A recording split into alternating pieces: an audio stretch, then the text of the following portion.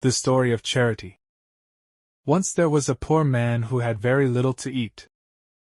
Every day, he saved a small piece of bread and gave it in charity.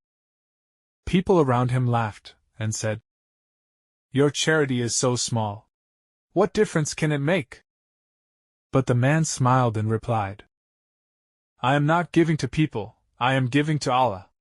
He sees even the smallest good deed." That night, he saw a dream. In the dream, angels showed him a mountain of light.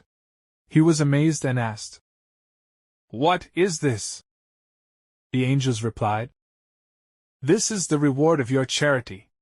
On the day of judgment, this mountain will stand between you and the fire of hell, and it will guide you to paradise." When the man woke up, he cried with happiness and thanked Allah. From that day on, he never stopped giving, even if it was only one date, a sip of water, or a smile. Support the poor and needy by giving charity, no matter how small it may be. For more inspiring Islamic stories and reminders, don't forget to subscribe to our YouTube channel and share this video with others.